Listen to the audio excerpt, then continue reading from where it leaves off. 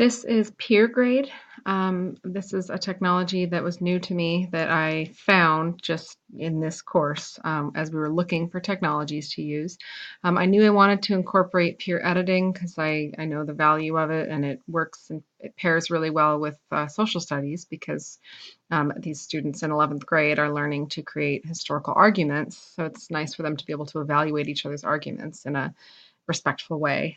Good skill to learn. So this program is perfect for it. Um, Originally, I was going to do this for my AP class, but I ended up just doing it for US because all the students have to take the Regents. And I thought that it would be more versatile and more usable if I did it for Regents. So I chose a DBQ because this unit is on the Civil War, and there's a great DBQ from a past Regents on the causes of the Civil War. So this is I have a free trial right now of the more sophisticated version, so I'm not really sure what features here would come with the basic, but I'm pretty sure anything that I've done you can do with basic. Um, my trial expires in 4 days, so we'll see. Hopefully this doesn't go away, but if it does, I'll recreate it. But what I've done is let's see, the internet's being a little slow.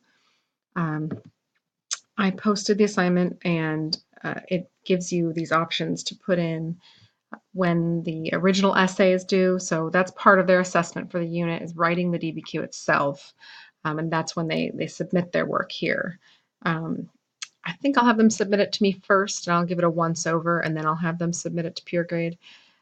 So they have from just before Christmas break, they have a little bit of time before Christmas break to get it in.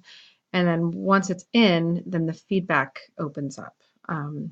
And that is where they will come in. And this is the part that I'm really not sure exactly. I've watched tutorials, but I don't know exactly how it looks because this is my first time using it. So it's going to be new to me. It does look really user-friendly, so I don't think my students are going to have any issues with it. But basically, so the overview this is the overview. Rubric, there we go. So what I did was I took the actual rating rubric for the DBQ for US history that we use when we grade these things, and I broke it into the questions. So it doesn't have to be this intense. If someone were to use this for like English or or something else, they could, these Q1s over here, you can customize all of this.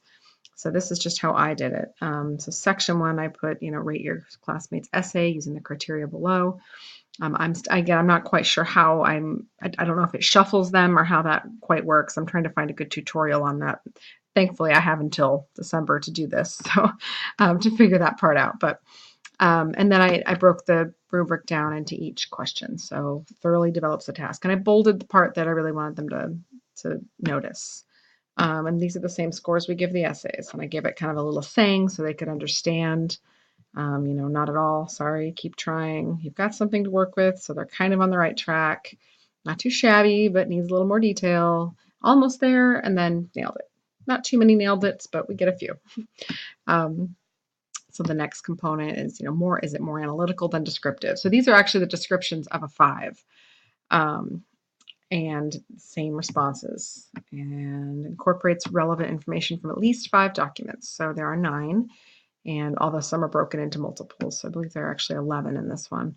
And now they have to reference at least 5. If you develop a good essay, that's usually not too hard to do. Incorporate substantial relevant outside information, so they've got to include some things pertaining to the Civil War that were not mentioned in the documents. And richly supports the theme, so showing that they really fully understand the entire piece of content that we're working with. And then demonstrating a logical and clear plan of organization. That's just structural. So introduction, body, conclusion, more than just a restatement of the theme. So that's just kind of mechanics.